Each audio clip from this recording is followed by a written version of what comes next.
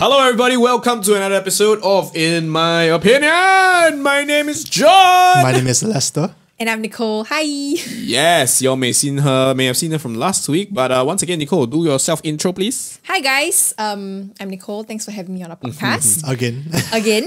I run another podcast called Something Private. Yes. Check us out. We're Something Private. So essentially my podcast is about women's health and wellness, where we talk about like gender, societal identity issues, and we're available on all streaming platforms, including YouTube. So check us out. I said it before and I'll say it again. They are the podcasts that kind of semi-inspired us to be where we are. Love it. So it's music to my ears. Keep it coming. Stop it more. But like, yes, I do check them out. I think they're making very interesting things and definitely talking about issues that we have really discussed about as well. But definitely you want to hear a different side, a different perspective, go to them. Yes, you can. We'll leave our socials down in the box below, right? Along with our Instagram. Speaking of which, follow us on Instagram. At IMO.pod. If you haven't, why haven't you? Yeah, boy. And our links to our Telegram chat are below, so you can directly talk to us. If you disagree with us, that's fine. Please go there and disagree with us. If you want to just see what we say there, that's also fine. Please go and click the link. All the links that you need are below. And recently, we actually hit like around 90 people in our Telegram group. Woo! Which is quite mad. A community. And I'm one of them. Yeah. I subscribe. Thank you very much. Actually, one of them actually went and wrote like a whole long message about from a hiring person's perspective, like what they look out for. So if you want some instructive content that isn't in IMO, you can go towards the chat as well. And actually, that's a very good segue into today's topic, because we actually polled the chat, we polled our Telegram channel, and I actually asked them, so we are filming an episode with Something Private tomorrow, and we're actually going to talk about podcasting in Singapore, so that's today's episode. So I asked them, like, do you listen to mostly Singaporean podcasts, overseas podcasts, or you hardly listen to podcasts at all? And the results actually kind of shocked me. So 50% of them actually listen mostly to Singaporean podcasts, 32% listen mostly to podcasts overseas, and 26% hardly listen to podcasts. So honestly speaking, what surprised me more is that they listen to Singaporean podcasts, not that everything else. I thought most people would be listening to overseas podcasts, but I do find that 26% is very weird, because we only upload podcasts, right? But yet the people in our community, 26 of them hardly listen to podcasts. Funny enough, they may not recognize our YouTube videos as a podcast. Maybe that's why they're part of our community. True. Maybe they consider your show more than like a podcast. We are a show, if you so think we hate to about break it. it to you, but you guys, we are podcasts. Shocking. In disguise. So do you guys watch podcasts? Listen to podcasts. That's why, last episode we were talking about this. Let's keep saying watch podcasts, right? But we listen to podcasts. And I would say that, personally for me, I am one of those 26%. I don't usually listen to podcasts. Yes. I do listen to some, but I'm not a big podcast fan. Do you want to list a few? Off the top of my head, which is what I just checked on my Spotify just now, right? It's the horror podcast, Knife Point Horror. I don't know if you've heard of it before. No. Fantastic stories. Scary? The quite scary. Okay. The narrator has a great voice. Okay. It's like, whoa, no. Yeah, that's what. Got Okay, the feels. Yeah. Just as a side way, right? Yeah. I think most podcasts have like a very nice voice. And then I always look at our voice and I'd rather hear our voice, and I'm like, hey, we sound like shit. Hey, you speak for yourself, man. Leave in the comments below if you like my voice, if you like Nicole's voice, and if you don't like Lester's voice. Hey, just me. I'm like, wow, we sound terrible. No, but coming back to the podcast that I listen to, right? So like crime, I listen to a crime podcast that I can't remember the name of, but like I jump from crime podcast to podcast because I do like listening to stories as much as I like telling them, Yeah. And like horror always has a special place with me because I always am intrigued by the supernatural and all that kind of thing. Murder mystery, I love it. Okay, how about you, Nicole? Do you listen? Yeah. I find it very interesting that y'all don't listen to podcasts where you run a podcast. No hate, no shade. Just very interesting. Hey, hi. So why then did you guys decide to call it a podcast then, I guess, instead of like maybe just a show? I mean, you call a spade, right? Like, it's a true. podcast. Funnily enough, because actually, frankly, we are a show. And, but we exist on more listening platforms than visual platforms. Yep.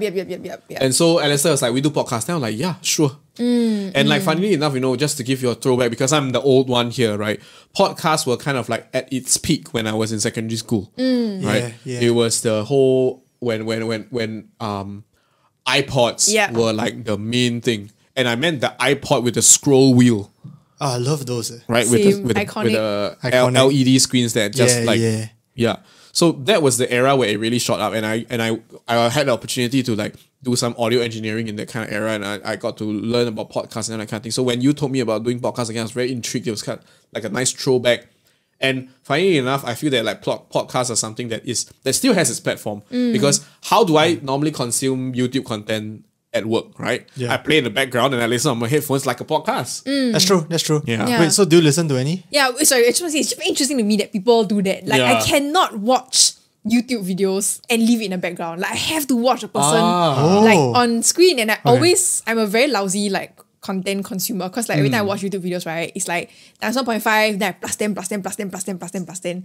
You like him. Yeah, I really cannot. I just like, Well, like me. You watch our podcast on 2 times speed. Yeah, of course. I watch our podcast on 2 times speed. I live the podcast. it's true. It's living experience twice. Yeah, I don't My even YouTube hear algorithm! voice. I don't even hear my voice 2 times. No, but like when I watch other episodes or other presenters, right, other kind of thing, I like to watch on YouTube, especially science videos, philosophy videos, and videos on like human studies and stuff like that, right? TED videos.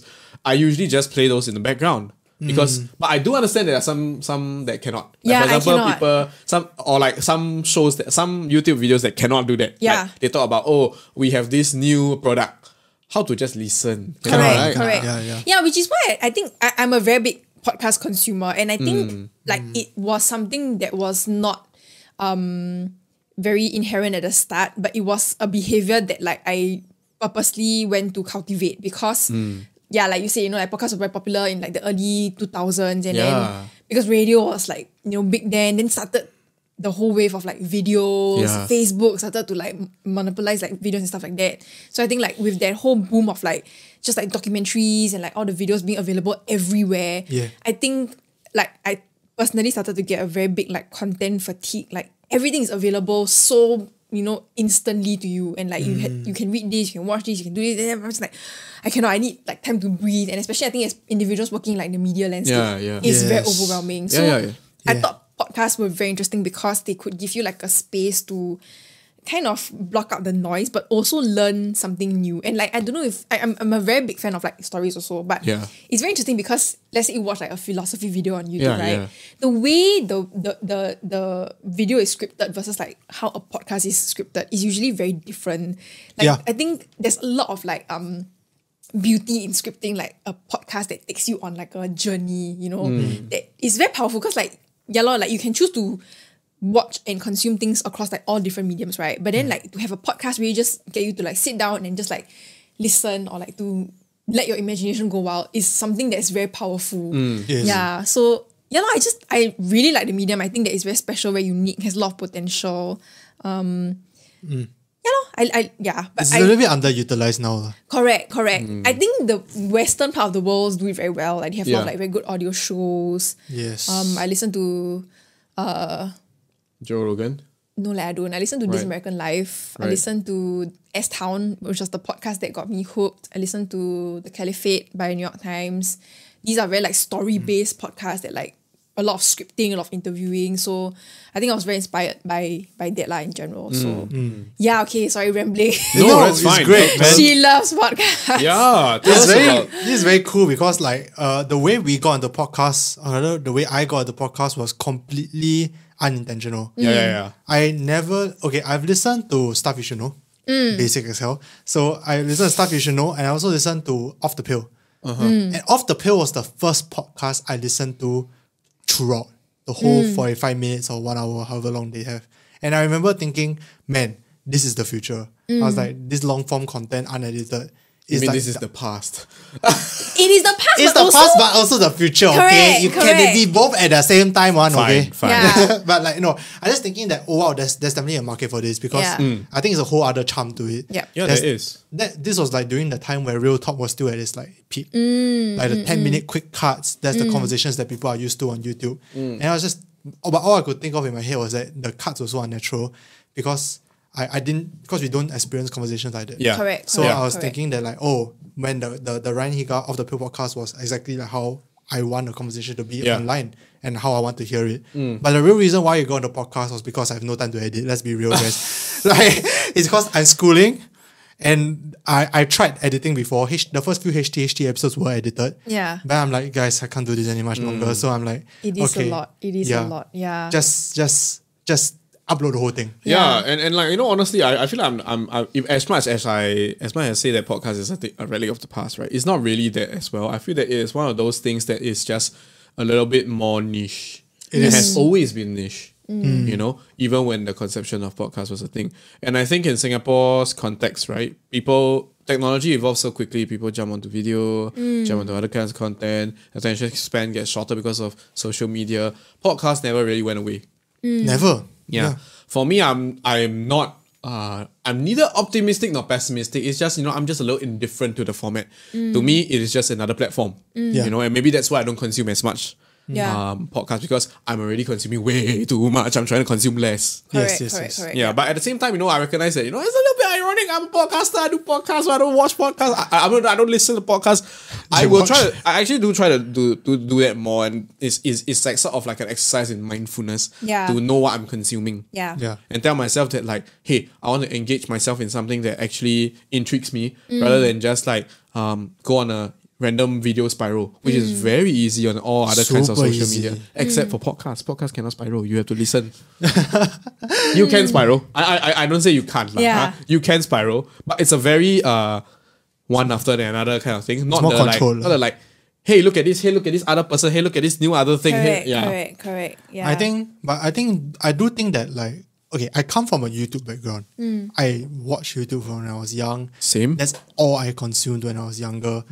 So when I came into the podcasting world, I think I started, I view it as a YouTube mentality. I never viewed it as a podcast. Like an audio only kind of Yeah. format. Or rather, like, I think that there are a lot more to our segments than just a podcast. Even though I think strictly we are a podcast, let's be real. So I don't know. I do think that, like, there are certain things that podcasts can do better. And I think on YouTube, right, podcasts have been a thing for a while already. Like the Joe Rogan podcast has been getting millions of subscribers. The History podcast. And there are other podcasts as well. So I think there is a market for it on YouTube. It's just, I think people are starting to get into it a bit more, but still not enough. Excuse me. Are you okay? Yeah. I think people are not getting it enough. And I can kind of see why. I think there are a lot of podcasters who aren't using as much as they can. I don't know. Okay, I think the new wave podcasters are starting to do it already. Like, I think there's something private of the world. Like, they started on Instagram, and that's where they kind of blew up. That's what I view it as. Or like, there's seriously a podcast. Excuse me, bro. Someone must be talking about our podcast talking bad about our podcast behind our backs, man. Yeah, or like, seriously a podcast. There's a new podcast in Singapore right now that blew up on TikTok. So I think I've never seen. Yeah, I think they are quite, check it out. quite crazy on TikTok right now. And there are different podcasts on different sites. Like, there's also Socially Awkward that has their own YouTube channel that's like they have like they're not just uploading podcasts on their YouTube. They have like unique content on their YouTube and unique content on different platforms. And then there's us that's just uploading everything. So I think I think podcast can possibly be a very, very powerful platform if people know how to, like, twist it to different platforms. It's kind of like how Colin and Samir. So Colin and Samir, I don't think they are podcasts per se. Right. But they are filmed as a podcast but edited as a YouTube video. That's like us, what? But we don't edit. Yeah lah. I mean, their editing is like a YouTube video. It's like almost like a blend. And I think if you guys can go, I think it's quite interesting. You guys can go and see. So I don't know. That's my way of thinking about podcasts lah. I don't like to think of like, oh, podcasts in Singapore, that means my YouTube views will be lower. I would much rather look at it as like, if it's lower means I'm not doing something right, lor. So I mean, that's what I'm trying to do lah. But I think your priority as a podcast producer is probably very different from mine. Yeah. Because I'm trying to go viral on YouTube, but you're trying to make it on like Spotify and other podcasting sites. But I think it's very interesting also because, like, and I was very nerdy about my podcasting journey, quite unlike yours, I guess. Yeah. Like, when I was like, okay, I want to do a podcast, right? I went to download like those like I went to just go and Google like all the success metrics to like podcasting, how to utilize different like platforms, how to like grow an audience. Then there was a book on like audio storytelling. And I read the whole book and I was like, okay, this is like great. Wow. This is how I'm gonna do it. Stuff like that. I was like, yeah, this is my podcast. But in the end, like I think when I first started something private, like the result was that like it wasn't as rewarding as like uploading a YouTube video and then getting like immediately like 10k views, for instance. It doesn't really happen lah, but like I think I believed in the medium so much that like if there was good stories to tell, right, then like the platform or the medium would take off, you know. But I think that didn't really happen here. I don't know if it's a situation where like like you said, like we haven't really creators haven't really figured out how to utilize the platform to the max yet, or it's just that audiences, like the rest of us, are just so used to just consuming YouTube or just going home to watch Netflix, or just like reading the occasional news, that kind of thing. You know what I mean? So I don't know, it's very interesting. Like I think we're also just trying to figure out like, do we want to grow our YouTube channel? Do we want to exist as a podcast like exclusively? Because I mean like then it boils down to like there are different kinds of like podcasting formats as well. Like obviously yours is more conversational. There are those that are really just like a whole narrative by itself. There are those that are like stories, like bringing on a journey. So very interesting. I think that's why I think the medium is so interesting and exciting, because there's so many ways to go about trying to bring whatever message you have. So what was your like your thought process like when you started like something private? Like what was how was your inspiration, or like what made you want to do it? And when you're going on, like now you're starting on YouTube and now you're starting on different platforms, like I see you guys have like Patreon, you guys are starting a Telegram channel as well. So what are your like your thought process like when you make these big decisions? I think like I just really wanted to, I think quite similar to your, like I felt like there was a lot of value in the conversations that I was having internally and the access that I had as like a producer to like all these people who are outside, right? And I was like, okay, if I can kind of relay that, or like to share like whatever value that I think that I'm creating here with the rest of like society, then that'll be great. Like I think that everybody deserves to hear it. So I think that was the initial train of thought. And specifically, I think the podcast focuses a lot on like women's health, like gender, societal issues. I think that's just a personal interest. I think same for you all, right? Like you talk about like current affairs and stuff like that. So I think it just very 2 in 2 kind of happened. And I still think we're trying to figure it out. We're trying out TikTok as well, which is fun. I mean, that goes into like the whole struggles part, right? Like, is like I mean like why do you look at we're sneezing and coughing. No. You know what that means. No. But yes, I mean what was I saying? Struggles. So like, do you want to talk a little bit about like some of the struggles or like the concerns you have when you're podcasting? Because you're a full-time podcaster. I am a student. I get the privilege of saying, this is just for fun. Like I get 200 views, whatever. I'm just here because he told me he'll feed me. Which he did. Which, to be fair, I did. He ate salmon teriyaki. I think like there's definitely a pressure of like having to perform, right? And like trying to hit like certain targets and like trying to make the podcast like sustainable and stuff like that.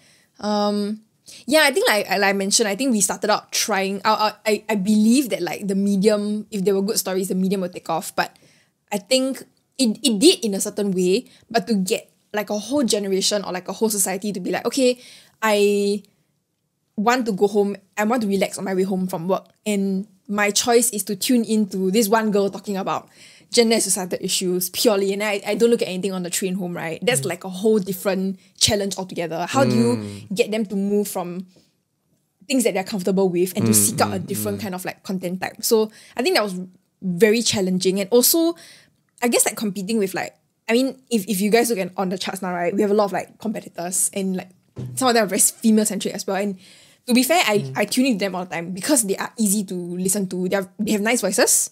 They talk about things that are relatable, like struggles that I relate to 100%. And like, I know sometimes like my podcast doesn't really do that. Like we talk about heavier topics, right? Yes. I think that's the struggle, lor. Like, you know what I mean? Like, the relatability factor. I'm nobody. Who's gonna listen to me talk? I did, but And I'm flattered, but like, yeah, I think there's a lot of struggles, but also like, I think considering like how far we've come, I think it's quite, I would say, commendable. Yeah.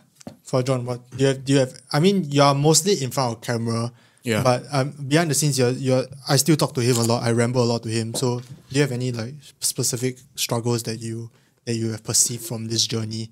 No, actually, if you ask me about it, right, I think the thing about me being very immersed in media, appearing in front of video for TSL, doing videos for TSL, appearing in front of videos and podcasts for this, speaking about issues that we discuss, it has, I don't want, for the lack of a better word, it has desensitized me to the feeling of a struggle in that sense. Yeah. I view things as like a very logical step process. I'm like, okay, we got to do this. We got to be like follow this schedule. Oh, we got to upload by this time. Oh, we got to be able to produce at least once a week. You know, that kind of thing. I don't view it as a struggle in that sense. In fact, I feel that it will be a bigger bit of a struggle if it's taken away from me. If we stop doing podcasts, then it'll be like, something feels weird. You know, we're not maximizing our efforts here. You know, and that's what I feel would be more of a struggle for me.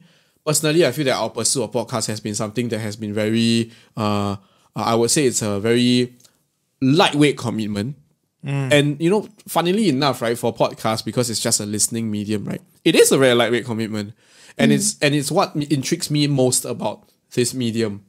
Because everyone is so used to a world where it's audio-visual. When we go back to podcast, right, we are going back essentially to like a radio world where everything is just audio. In fact, the rise of Clubhouse is the fact that it is a step back into radio, because if you think about Clubhouse, it's basically internet radio. Yeah. Right? And like, it always intrigues me that, how come people still come back to these kind of formats? When I saw the rise of podcasts when I was in secondary school doing podcasts for the first time with Apple back then, you know, Apple was the one, the proponent of podcasts. And I thought like this was so intriguing, but I also had a nagging feeling that as a person who does not consume much radio, this is a format that will disappear. Yeah. Right? Yeah. But the thing about it is that it somehow is stuck around, and it found resurgence because of the pandemic, because people are stuck around longer. People have are also fatigued by the audiovisual content that's on the internet. Somehow it intrigues me, and you know, the struggle will be always for me to sort of like reconcile these concepts, because I always like to think of it as a bigger thing, right? Like, wow, how come podcast, right, is like a medium that never goes away but also never shoots up to the top. Never. Right? You talk about Joe Rogan Experience, which is the biggest one we can probably think of right now, right? Not everyone knows his content, you know? Yeah. And not everyone will associate him immediately as a podcaster. I agree.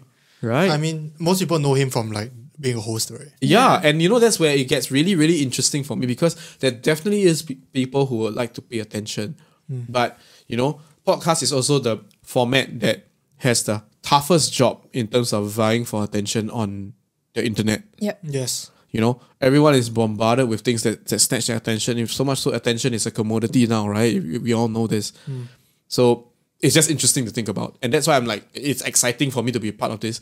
No real struggles in that sense, if you'd ask me about it. Maybe struggling to not offend people is a struggle. But usually I don't really care. I'll just say whatever I want, and then y'all decide whether you want to fight me.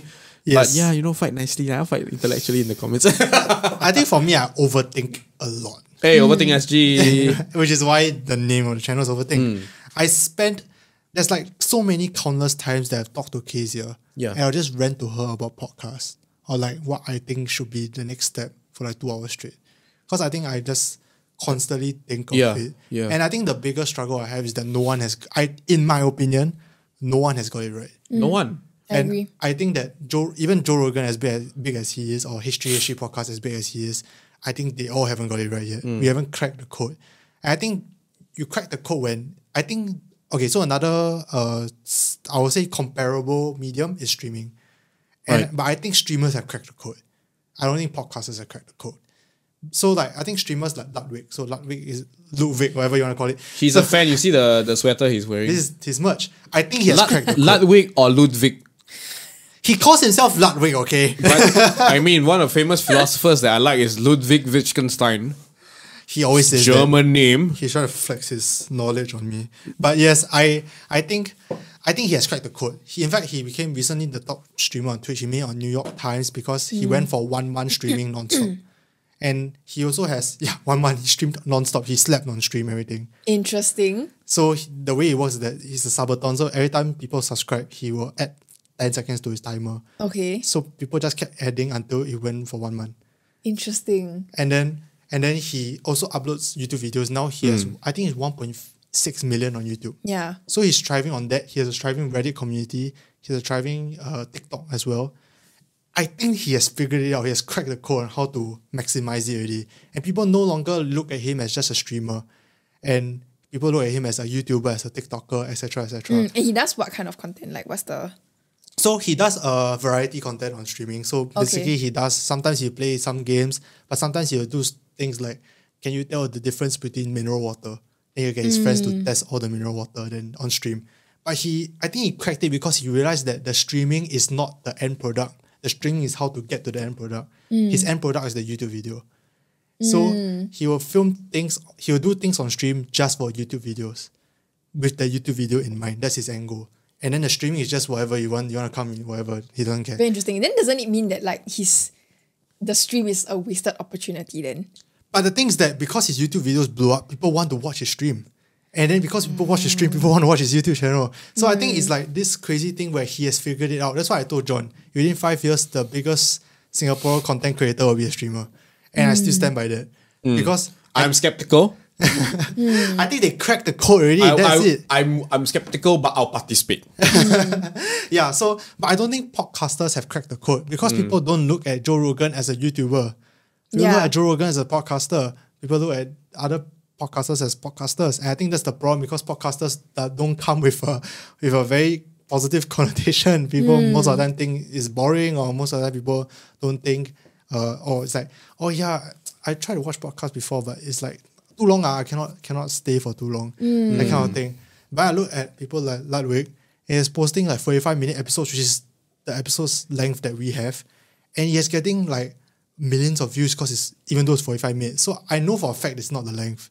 It's just the way we're doing it. So I think that's my biggest struggle is that no one has cracked it and I don't know how to crack it also. I don't know how to fit the content to it. So there's always that negative stereotypes about podcasts that I'm trying to get over, which is that even my friends don't watch our podcast because they're like, oh, it's too damn long.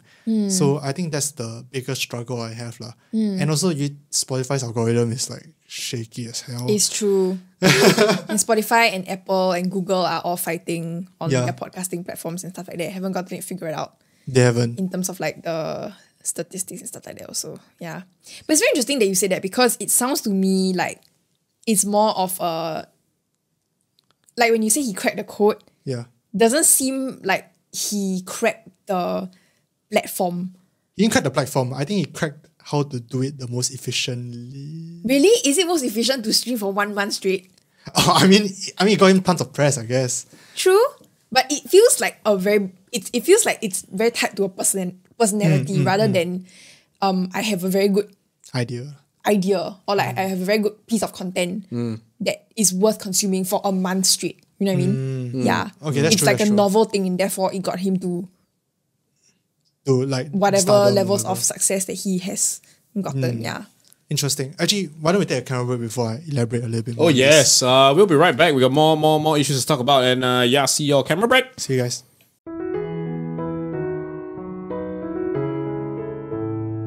All right, guys, and we are back from our camera break. Back. So we're talking about Ludwig. Ludwig. Whatever, man. I think the reason why I think he cracked it is because he is no longer viewed as just a streamer, right? And that is where I think he cracked it because YouTuber has a certain connotation and streamer has a certain connotation, and unfortunately, I think to the mainstream, most of the time when people say I stream, is almost like you are telling them you are an alternative musician. It's like a little bit less. It's definitely less mainstream, and people are less willing to, I guess, listen. Right. As compared to YouTuber, people will be more intrigued because that's something that's a bit more relatable to them. I think Ludwig, what he managed to do well is that he managed to shake off a little bit of the the streamer side. So even people like me who I watch a bit of streaming, but I'm mostly a YouTube watcher. I found him through YouTube, and because of that, I became a fan of his stream, and that's why I think he cracked it. It just so happens that like podcasts very difficult to crack. But I think you mentioned something important, which is the personality part of things, which is unfortunately a part of media now. Is that personality is like ultra important in like YouTube or any other medium actually, other than maybe Facebook. Facebook not that important. But on YouTube, on podcasts, whatever, personality is super important. Yep. And it's a bit harder to come. Honestly, when I'm listening to stuff you should know, right? I have no idea who the hell I'm listening to, to be honest. Those two voices blend after a while. Yeah. It's a bit hard to tell. I think that's the big problem with the podcast medium. Yep. They cannot put a face to the voice. Correct. And that's like half of your personality gone. Even though technically personality isn't looks per se. Yeah. But there are like a lot of podcasts that I listen to. So recently, I was just telling you guys just now that I went to get like a corrective eye surgery done, which is essentially LASIK. And so during that period of time, I cannot do anything, right? I cannot use my phone. I cannot read. I cannot consume anything besides like audio kind of content. And so I started to listen to this new podcast. And I just binged the whole thing. It was like, I think like 100 over episodes. And I'm like, halfway through. It's basically a podcast on like, it's not even a local, and I think I'm quite embarrassed about this also. Like, I don't listen to as many local podcasts as I would like, although there are definitely a lot of good podcasts that existed way before us also. Yeah. But I listened to quite a number of overseas podcasts, and this one was a podcast hosted by a LA comedian called Nicole. I don't know if you guys. No, I've not heard of him. No, yeah, she's I think not very popular here, but essentially like she talks about like relationship and like her life as a plus size black woman living in the States. So she talks about like her community of like comedians, like her dating experiences and stuff like that. So I don't know, I just found her personality very engaging, and I just really just like my eyes like closed, right? I just sit on my bed and then I lie there, and then the phone is just there, and I just listen to her for like hours. I don't know, crazy. I mean, I would do it on the regular also. So now I can see, but like I would still listen to her because she's just that engaging. I don't know, I think it's just okay. I don't know what it is. I think there are definitely people like that, because we have ever received a DM by someone who said that like they love your voice.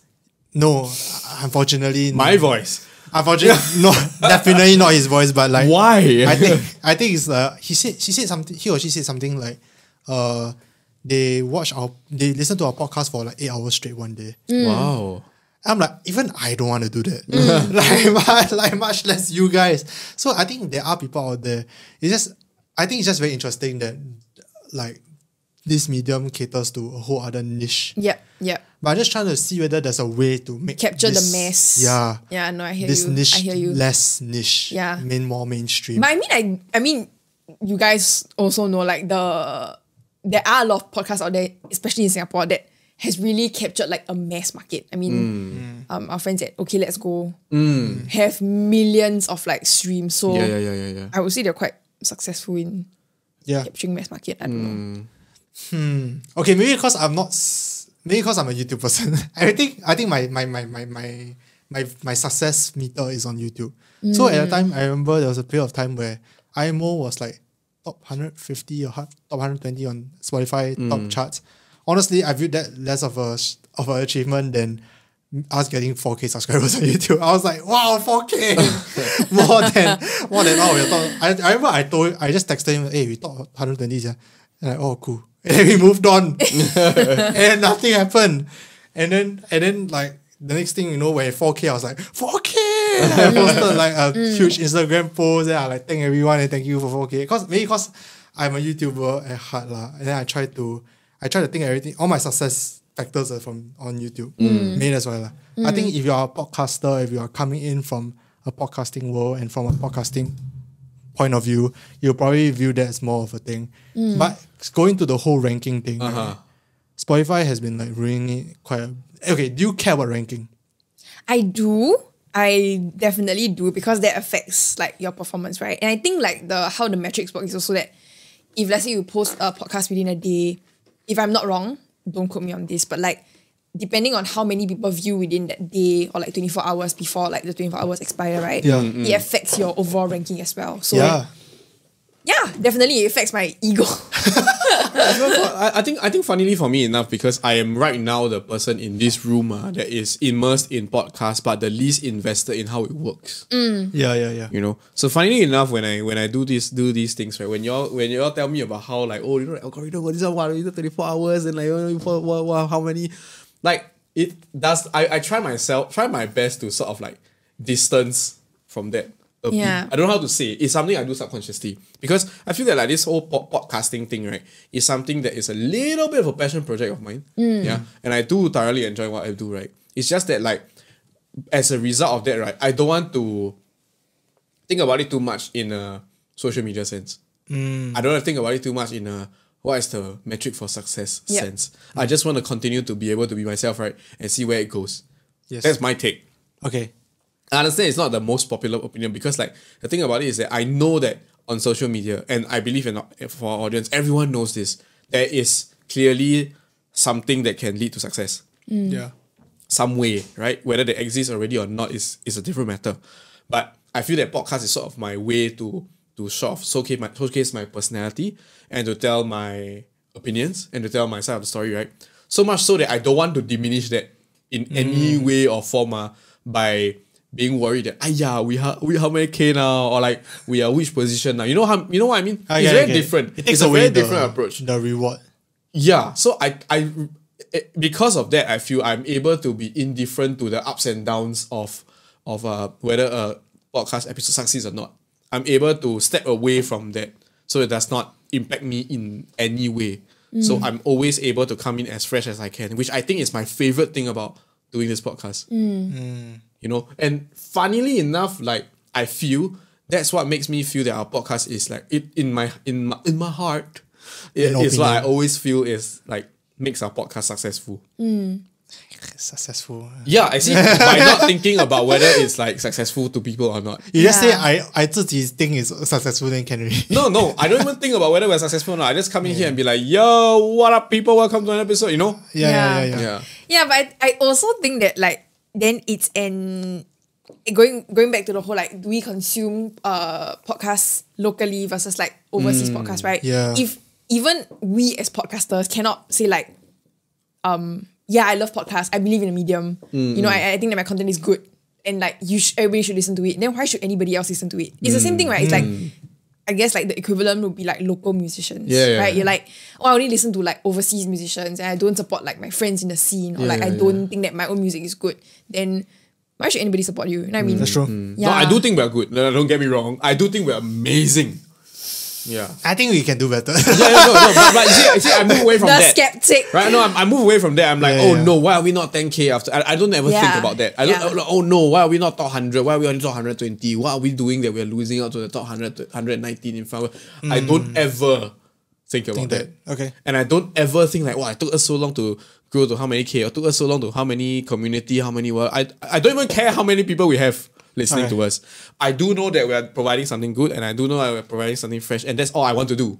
Okay, fair. And that's my approach. Yeah, and I think you said exactly that. Like the fact that this medium allows you to provide something fresh, something unique, and I would say like it to me is a very unfiltered, very intimate like kind of medium that allows you to establish a relationship that like is quite unlike you talking to a camera. You know what I mean? I mean, of course, like now it's a bit different. I mean, like, technically we are talking to the camera. We are talking to a camera, but it's very different from like, hi guys, welcome to like this, that. You know what I mean? So I think it's a very special medium to me.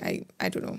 I just I think I'm not so upset at the fact that we are not top.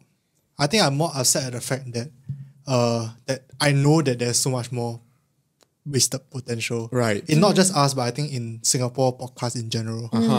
I think there are a lot of, as I said once again, we haven't cracked the code. And I kind of wish we had. And I kind of wish that we are at least trying to crack the code. Because I think now the top Singaporean podcast sites are they have their formula and they are sticking to it. And I think that's natural because that's your business model, right? Like, okay, let's go, they are the top. Why would they want to change anything, right? They're the top already. Yeah. Or like randomly relatable. They are doing very well. They have their own Instagram segments as well. So they have their own formula. Why should they change it? But I think maybe for me, because we haven't, at least in my mind, haven't made it to where I think we can, then I start thinking that like, oh, there's so many other ways we can do this that will maximize it. And I look, and I just don't like to compare within podcasts. I think that's what I don't like.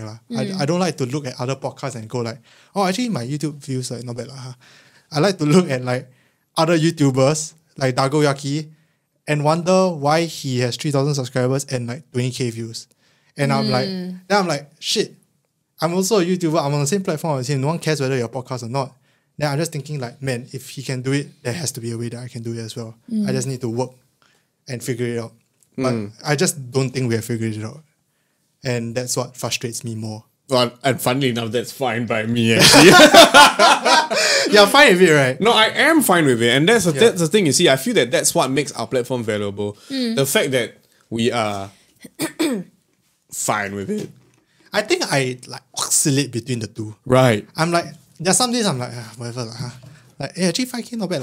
I think if I end it here, okay, honestly speaking, if I end my podcast career here, I think I've done pretty much everything I can really. I wouldn't say, I'll be able to sleep easy. And like, you know, I'm not like losing sleep over this shit, you know. But at the same, then there are the days that also I go into the whole like, wow, shit, like now the Spotify algorithm change. We're no longer top 200 already. Man, shit, how am I going to get my shit together? Or like, wow, this Instagram post didn't do well. Or like, wow.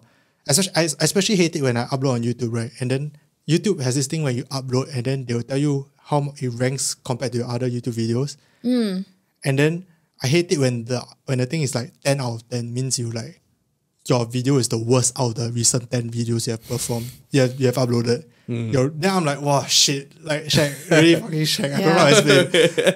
And then I love it when it's one, you know, when it's one, it's like, yes, I've done it. But like, yeah, but there are days where I don't care. No, I think we have to move away from that. Because you see, like, I think what Nicole mentioned earlier was very important, where we believe that your content is good, that people should watch and all that You kind must of be our thing. own hype man. Yes. And as a result of that, right, you can look at the results, you can look at the analytics, but that should be taken at face value.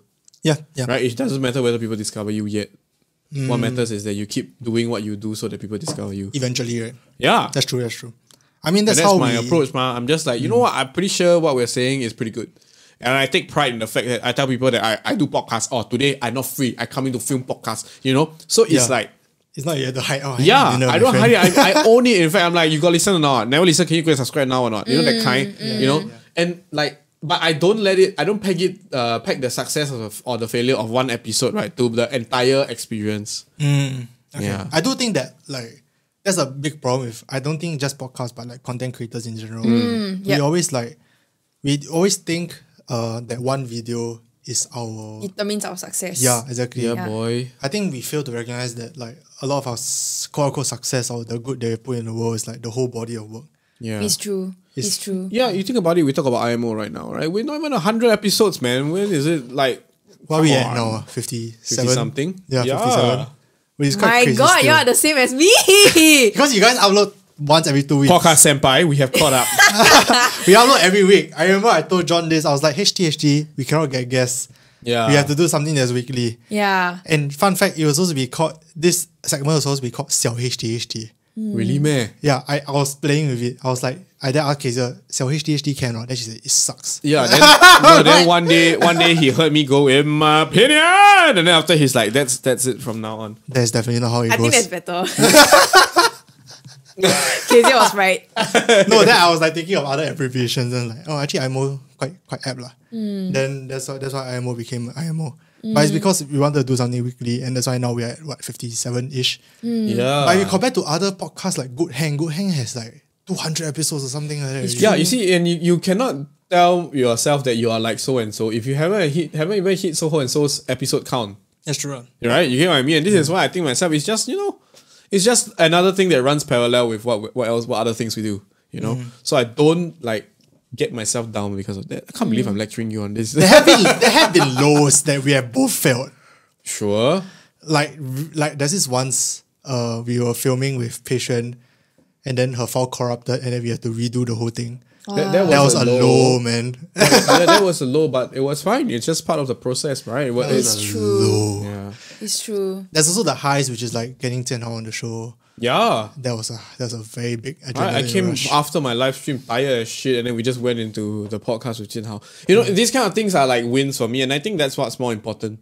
That's true. lah. Okay, what are some highs and lows from yours? Actually, to be honest, like I don't really. Yeah, I think numbers are important, but I think like John's absolutely right. Like everything is a numbers game lah. I think like if you keep focusing on that, then things get very tiring. Then you get fatigued very easily, and then like you get jaded, and then you're like, maybe it's not cut out for me. Maybe I shouldn't do content anymore. And then you go and get like a 9 to 5 office job, and then you're like miserable, right? So Yeah. I think like like learning to celebrate like small wins is very important. I think the most like rewarding to me, I think like I recognize that like first and foremost, like I am a person that's very interested in like telling stories. So every time I can tell like an interesting story or like a story that has not been told in a certain angle, then I think that's a very big win for me. So like I think one of my and I get asked this quite often, like what are your favorite episodes on like something private, right? Yeah. My favorite episode to date is like an episode number 12. So the story was about this friend that I met online, and she had followed the podcast because she listened to us from the start.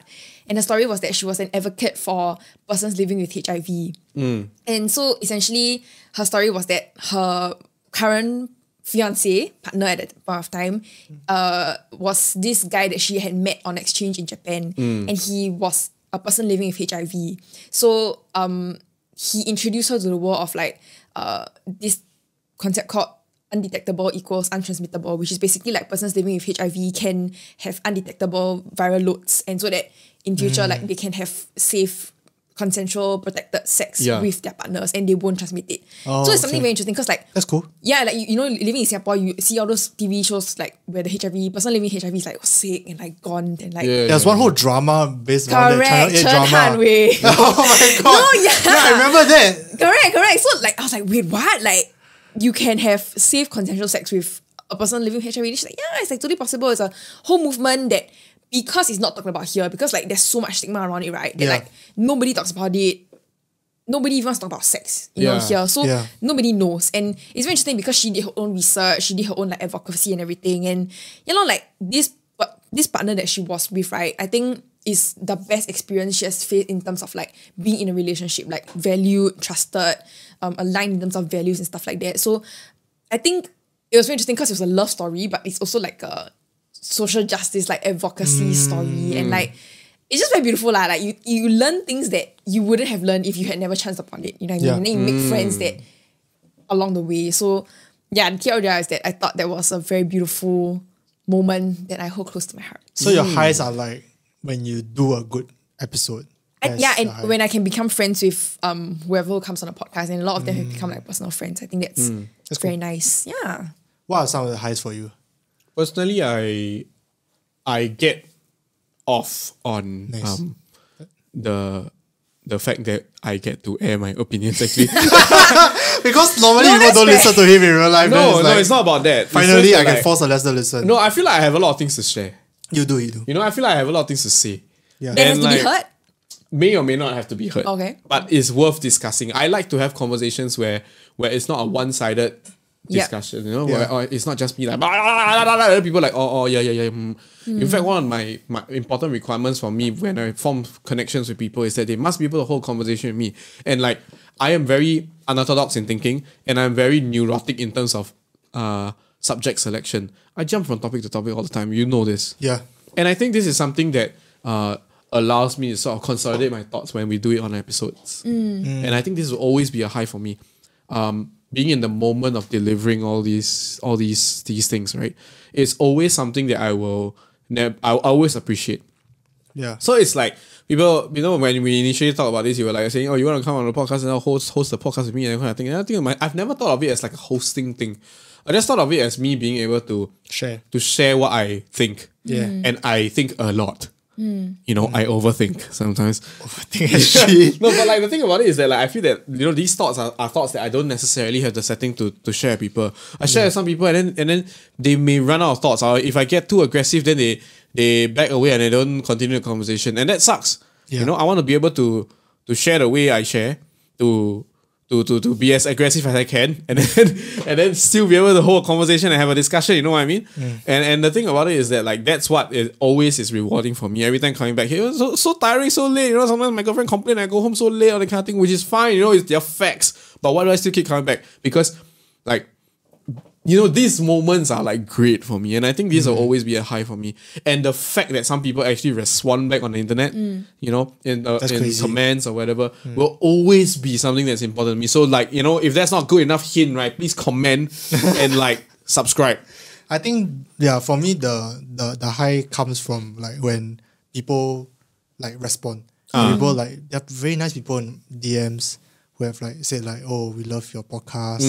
I listened a lot. Especially there's one person who said listen 8 hours. That one still sticks with me. There's this one, I think I told you this before. I went on I was in a production shoot. I was in SIT for a shoot. And then I was just doing my freelance photography stuff. And someone randomly came on to me like, are you Lester? And I was like, very cute. I was like, oh yeah, hi. Then she's like, oh yeah, I watch IMO. Which I thought was very interesting because I thought HTHT was the one that was going to get recognized. But it's like, I watched IMO, I watched your recent mental health journey episode. I really liked it. I think that as much as I was a little bit awkward, let's be real, because I'm an awkward person and I'm generally uncomfortable in social situations. But underneath that discomfort is like I was very happy. Yeah. That's where I get my high, I guess. The lows are like when I have to solve technical issues. Oh. That's all our lows, right? It's true. Can really I remember there's this once that John recorded everyone's audio into his audio. They have to one by one go and cut out his audio. That was when we were remote. Okay, I understand. It was like CB era. Yeah. Yeah, and it was always do a test run. Always do a test run, but you know, we didn't think about that. Sometimes you get complacent, that's what I'm saying. And then that episode took me 2 days to edit, and it was damn rough. And I think those are the low moments, but I think the highs are what definitely more than that. Yeah, absolutely, man. And I think even like here's the thing, like even with the struggles and everything, I don't view this as like a chore. I think the reason why I said this 1,000 times, but the reason why I started this YouTube channel is to remain sane, to keep myself sane. If I don't do it, and we have gone like 1 month without uploading IMO episode, 1 or 2 months. Those are the longest 1 or 2 months I've ever had. Yeah. Because like it's just tiring. I just would rather much create something. Yeah. So that's fulfillment in of itself. Like, I think that's the thing that is quite consistent. You know, we talked to SGAG Suwen, which is Annette about this, right? And like she dropped a line which I will never forget, which mentioned that like, you know, creators, I will call us creators, right? Creators will just create, you know, you don't need any other incentive. You just need to create the right environment for them. You know? And I think that's what's like the most rewarding, you know, producing podcast content and video content and whatever content, right? And I think that's the most like important for like all of us. Yeah. You know, we subconsciously like feed off of that.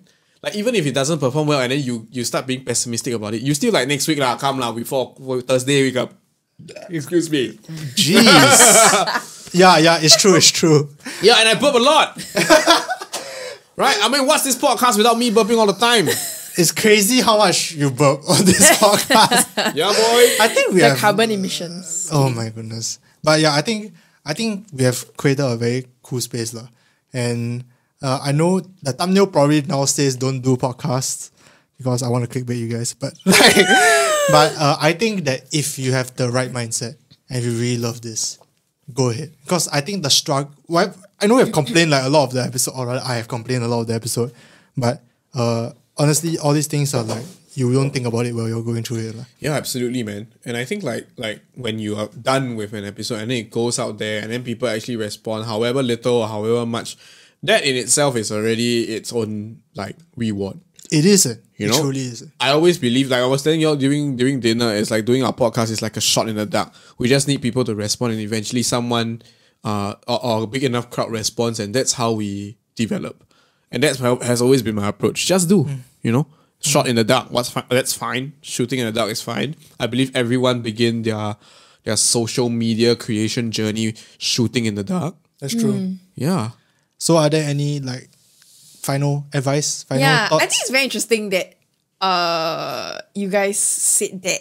And I don't want to say I disagree. I think I definitely agree, but I don't know if y'all can relate. I think sometimes it can be very scary to just be like, I want to do something.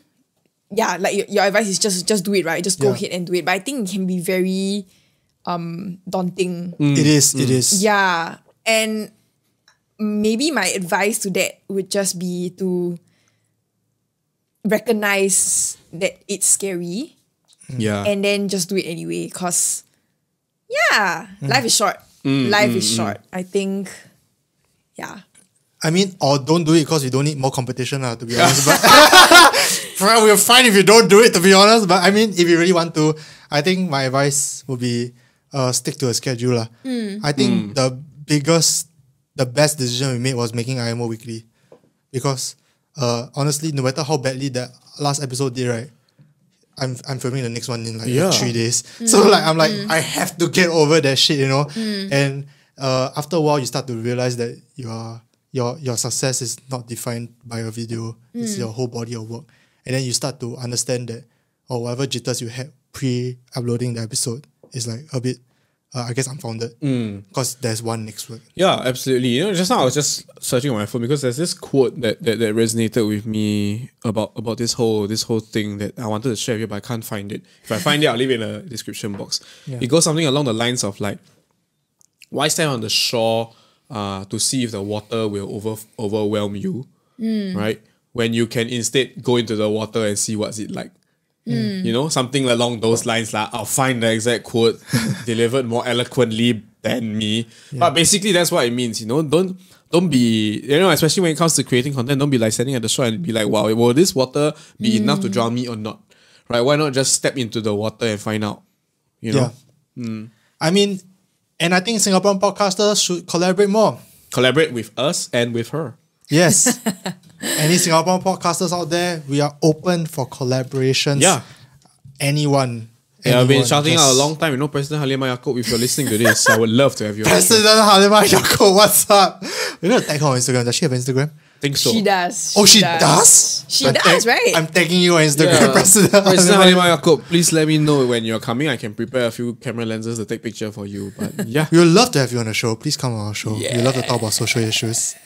And with that, thank you guys so much for watching this week's episode. Yes. Do check out Something Private. Something Private on Instagram, YouTube, TikTok. whatever streaming platforms y'all listen to podcasts on. Yes. TikTok as well. TikTok as well. Yeah. And check out what we are doing as well. All the socials will be in the description box below. And for us, once again, I want to remind y'all to follow us on Instagram, imo.pod. imo.pod. And join us on Telegram where we have discussions, polls, and you get some exclusive content. You know, it's kind of like a wholesome OnlyFans where we get to discuss things with y'all before other people hear it on the internet. Sure. Also, sneak peek, we might be doing live streams and maybe merch. So maybe merch. See you guys next week. Stay safe and peace. Peace. Wash your hands. Bye-bye.